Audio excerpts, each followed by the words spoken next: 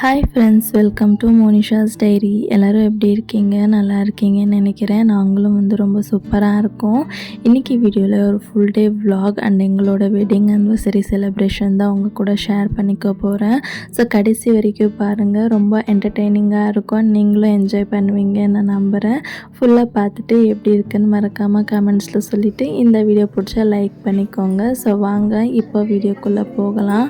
அன்றைக்கி மார்னிங் பிரேக்ஃபாஸ்ட்டுக்கு அம்மா சோயா சங்க்ஸ் யூஸ் பண்ணி பராத்தா தான் ரெடி பண்ணியிருந்தாங்க. ரொம்ப சூப்பராக இருந்துச்சு. எப்படி பண்ணாங்கன்னா, சோயா சங்க்ஸை ஃபஸ்ட்டு 10 மினிட்ஸ் வேக வச்சு எடுத்துக்கிட்டாங்க. தண்ணி எல்லாமே பிழிஞ்சு விட்டு மிக்சியில் போட்டு கொரப்பாக அரைச்சிட்டு பைண்டிங்காக 2 உருளைக்கிழங்கும் வேக வச்சு மேஷ் பண்ணி ஆட் பண்ணிவிட்டு இப்போ அதில் டேஸ்ட்டுக்கு தகுந்த மாதிரி உப்பு, சில்லி பவுடர், கரம் மசாலா, கொத்தமல்லி இதெல்லாமே போட்டுட்டு நல்லா மிக்ஸ் பண்ணிட்டோன்னா ஸ்டஃபிங் ரெடி ஆகிடும். நீங்கள் எக்ஸ்ட்ராவாக ஸ்டஃபிங் ரெடி பண்ணி வச்சுக்கிட்டிங்கன்னா 2 in 1 இதை நீங்கள் யூஸ் பண்ணிக்கலாம். ஏன் இப்படி சொல்கிறேன்னு வீடியோ ஃபுல்லாக பாருங்கள், உங்களுக்கே புரியும்.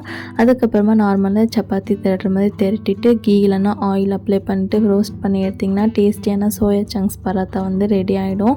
லஞ்ச் பாக்ஸ்க்கு இது ஒரு பெஸ்ட் ஆப்ஷன்னு சொல்லுவாள். கண்டிப்பாக நீங்களும் ட்ரை பண்ணிவிட்டு எப்படி வந்துச்சுன்னு மறக்காமல் சொல்லுங்கள். பிரேக்ஃபாஸ்ட் எல்லாமே சாப்பிட்டு முடிச்சுட்டு நான் போய் ஃபஸ்ட்டு ஃப்ரெஷ்ஷப் ஆகிட்டு வந்துட்டேன். தலை காய வைக்கலான்னு சொல்லிவிட்டு வீடியோ எடுத்துகிட்டு தான் காய வச்சுட்டு இருந்தேன். பாப்பா நான் டெய்லி என்ன பண்ணுறேன்றதை பார்த்து அப்சர்வ் பண்ணி வீடியோ எடுக்கிறேம்மா நானும் சொல்லிவிட்டு நான் பேசுகிற மாதிரி அவளையும் பேசியே என் கூட கொஞ்சம் நேரம் டைம் ஸ்பெண்ட் பண்ணால் 2 பேரும் கதையெல்லாமே பேசிவிட்டு வெயில் அவ்வளோவா இல்லை, தலை காயலைன்னு சொல்லிவிட்டு ஃபேன் முன்னாடி உட்காந்து தலை காய வச்சுட்டு இருந்தேன். எனக்கு ஹேர் ட்ரையர் யூஸ் பண்ணுறதுக்கு ரொம்ப பயமாக இருக்கும். ஒரு வாட்டி அதில் பேட் எக்ஸ்பீரியன்ஸ் நடந்திருக்கு. அப்போலேருந்து எனக்கு சுத்தமாக ஹேர் ட்ரையர் பார்த்தாலே பிடிக்காது. ஸோ என்ன மாதிரி நீங்களும் யாராச்சும் இருக்கீங்களான்னு கமெண்ட்ஸில் சொல்லுங்கள். ஸோ ஒரு 5 நிமிஷம் ஃபேன் போட்டு உக்காந்தோன்னா தலை ஃபுல்லாக காஞ்சிடும். நான் தலையெல்லாம் காய வச்சுட்டு வரதுக்குள்ளேயே அம்மா ஆஃப்டர்நூன் லஞ்ச் ப்ரிப்பரேஷன் தான் பார்த்துட்டு இருந்தாங்க. ஈவினிங்காக காலிஃப்ளவர், உருளைக்கிழங்கு போட்டு பக்கோடா மாதிரி செய்கிறதுக்கு மேரினேட் பண்ணி வச்சிட்டோன்னா மசாலா நல்லா பிடிக்கும்னு சொல்லிட்டு அதை தான் அம்மா மேரினேட் பண்ணிகிட்டு இருக்காங்க. சைடில் தோசைக்கும் ஊற போட்டுட்டாங்க. லஞ்சுக்கு இன்றைக்கி என்ன குக் பண்ணியிருந்தாங்கன்னா, காரமணி போட்டு சாம்பார் வச்சுட்டு அது கூட களி தான் செஞ்சுருந்தாங்க. அண்ட் தொட்டுக்கிறதுக்கு நான் சொன்னேன் இல்லையா, அப்போவே 2 in 1 நம்ம யூஸ் பண்ணிக்கலாம்னு சொல்லி மார்னிங் செஞ்சால் அந்த சோயா சங்க் ஸ்டஃபிங் கொஞ்சம் எக்ஸ்ட்ராவாக இருந்துச்சு. அதை எடுத்து வச்சுருந்தாங்க.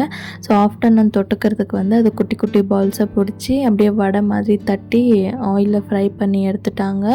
உண்மையாக சொல்லணும்னா டேஸ்ட் ரொம்ப சூப்பராக இருந்துச்சு. மேலே ஃபுல்லாக கிறிஸ்பியாக உள்ள சாஃப்டாக ரொம்ப நல்லா இருந்துச்சு. ஸோ நீங்கள் யாராச்சும் ட்ரை பண்ணிங்கன்னா இந்த 2மே ட்ரை பண்ணி பாருங்கள், உங்களுக்கும் பிடிக்கும்னு நான் நினைக்கிறேன். லஞ்ச் எல்லாமே சாப்பிட்டுட்டு ரொம்ப நேரம் கொஞ்சம் ஃப்ரீயாக இருந்ததுனால ஸ்கின் கேர் ஏதாவது பண்ணிக்கலாம்னு சொல்லிட்டு தான் நான் ஸ்கின் கேர் பண்ணுறதுக்காக எல்லாம் ரெடி பண்ணி வச்சுட்டேன். அதுக்குள்ளே பாப்பா எனக்கும் அப்ளை பண்ணணுமான்னு சொல்லி கேட்டால், இந்த சின்ன குழந்தைங்க இருக்கிற வீட்டில் எல்லோரும் இந்த ப்ராப்ளம் ஃபேஸ் பண்ணியிருப்பீங்கன்னு நினைக்கிறேன். நம்ம என்ன பண்ணுறோமோ குழந்தைங்களும் அது பண்ணி தான் ஆகணும்னு சொல்லி அடம் பிடிப்பாங்க. அதே மாதிரி தான் நான் வீடியோஸ் பண்ணுறது பார்த்து அவளும் நான் வீடியோ பண்ணணும், வாய்ஸ் ஓவர் கொடுக்கணும்னு சொல்லி என்கிட்ட கேட்பான். ஸ்கின் கேர் பண்ணனா அதுவும் அவளுக்கும் பண்ணி விடணும். இல்லை நான் கிச்சனில் ஏதாவது வேலை பண்ணிகிட்டு இருந்தால் அவளும் இந்த மாதிரி நானும் பண்ணியே ஆகணும்னு சொல்லி கேட்டுகிட்டே இருப்பாள். ஸோ உங்கள் வீட்லேயும் பசங்க இப்படி கேட்பாங்களான்னு கமெண்ட்ஸில் சொல்லுங்கள்.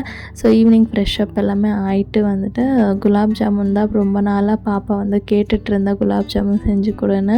வீட்டில் ஆக்சுவலி ஹஸ்பண்டுக்கு அம்மாவுக்கு 2 பேருக்குமே உடம்பு சரியில்லை. அவங்க ஸ்வீட் சாப்பிட மாட்டாங்க. அன்றைக்கி ஃபர்ஸ்ட் ஆஃப் ஆல் சொல்ல போனோன்னா ஒரு வெட்டிங் அனிவர்சரி செலிப்ரேஷன் மூட்லேயே நாங்கள் இல்லை.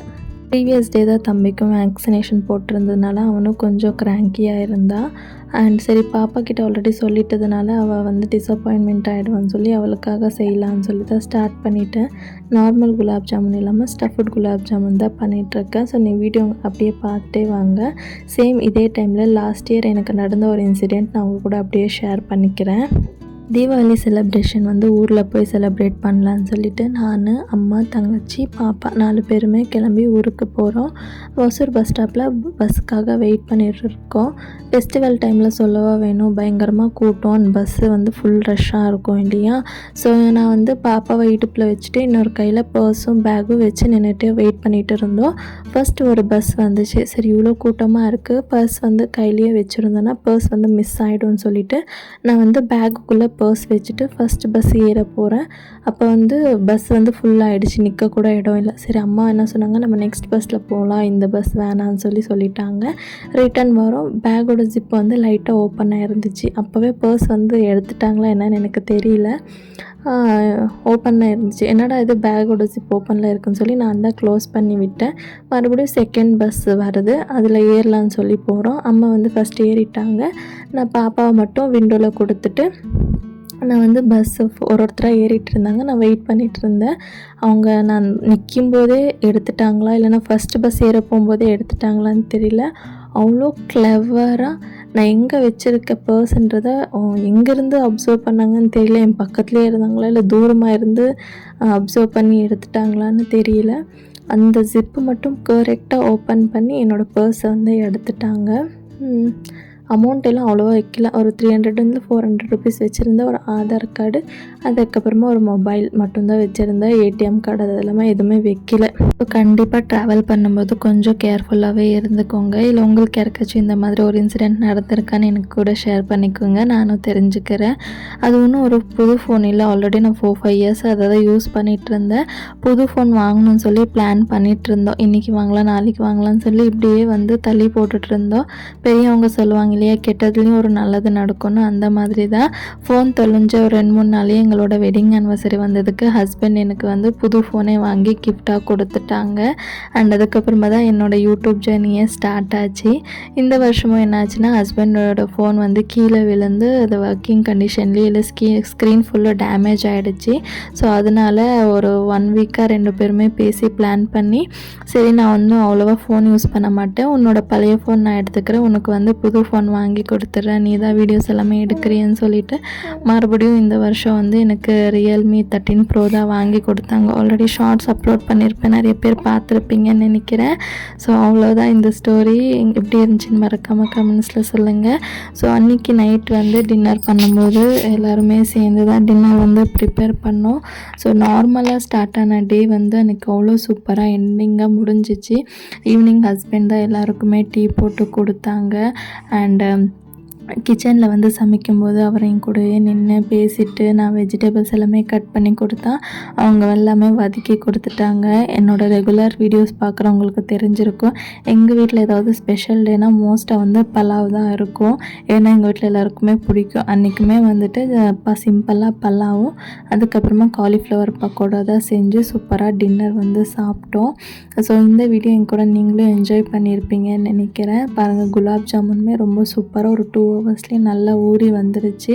ஸோ கேக்கு பண்ணி கட் பண்ணுற மூடில் இல்லைன்றதுனால அந்த குலாப் ஜாமுனே ஆளுக்கு கொஞ்சம் கொஞ்சம் ஊட்டிக்கிட்டு வெட்டிங் ஆனிவர்சரி செலிப்ரேஷன் பண்ணிக்கிட்டோம். ஆல்ரெடி ஹஸ்பண்டுக்கு வந்து கோல்டு காஃபி இருந்ததுனால கொஞ்சம் தான் அவர் வந்து குலாப் ஜாமுன் சாப்பிட்டாரு. அதுவே அவருக்கு வந்து ஒத்துக்கல. நைட் ஃபுல்லாக தூங்காமல் இரும்பிகிட்டே இருந்தாங்க. நிறைய ஹஸ்பண்ட்ஸ் என்ன நினைப்பாங்கன்னா, ஏதாவது ஸ்பெஷல் டேஸ் அன்றைக்கி காஸ்ட்லியான கிஃப்ட் கொடுத்து அவங்க கூட டைம் ஸ்பெண்ட் பண்ண தான் அவங்க வந்து ஹாப்பியாக இருப்பாங்கன்னு நினைப்பாங்க. அப்படியெல்லாம் ஒன்றுமே இல்லைங்க. ஜஸ்ட் அவங்க குக் பண்ணும்போது அவங்க கூட போய் பேசி அவங்களால முடிஞ்ச சின்ன சின்ன ஹெல்ப் பண்ணுங்கள். அவங்க டயர்டாக இருக்காங்கன்னு நினச்சிங்கன்னா ஒரு காஃபியோ டீயோ போட்டு கொடுத்து பாருங்கள், அவங்க அவ்வளோ ஹாப்பியாக ஃபீல் பண்ணுவாங்க. ஸோ இந்த விஷயத்துலேயே நான் வந்து ரியலி லக்கின்னு தான் சொல்லணும். என் ஹஸ்பண்டை நான் ஏதாவது மூட் அப்செட்டில் இருந்தேன் இல்லை டயர்டாக இருந்தேன்னா என்னை எப்படி அந்த டென்ஷன்லேருந்து வெளியே கொண்டு வரணும்னு சொல்லி யோசித்து அதுக்கு ஆப்போசிட்டாக பேசி அவர் கூட ஒரு 5 நிமிஷம் பேசினாலே போதும். நான் எந்த டென்ஷனில் இருந்தேன்றதே மறந்துடுவேன், அந்த மூட்லேருந்தே வெளியவே வந்துடுவேன். ஸோ அப்படியே ஒரு ஹாப்பியாக என்னை பார்த்துப்பாங்க. ஸோ நான் என்னோடய வீடியோஸ் ரெகுலராக பார்க்குறவங்களுக்கு தெரிஞ்சிருக்கும், எந்த ஸ்பெஷல் டேவாக இருந்தாலும் பல்லாவ் தான் எங்கள் வீட்டில்ன்னு சொல்லி. அன்றைக்கும் அப்படி தான் பல்லாவும் அண்ட் கபாப் செஞ்சு சூப்பராக டின்னர் வந்து சாப்பிட்டு ஃபேமிலியோட நல்லா என்ஜாய் பண்ணோம். ஸோ ஃபுல்லாக என் வீடியோ பார்த்ததுக்கு ரொம்பவே தேங்க்ஸ். என் கூட சேர்ந்து நீங்களும் இதை என்ஜாய் பண்ணி ஃபீல் பண்ணியிருப்பீங்கன்னு நினைக்கிறேன். ஸோ வீடியோ பிடிச்சா லைக் பண்ணிக்கோங்க, சேனலை சப்ஸ்கிரைப் பண்ணிக்கோங்க. பாய்.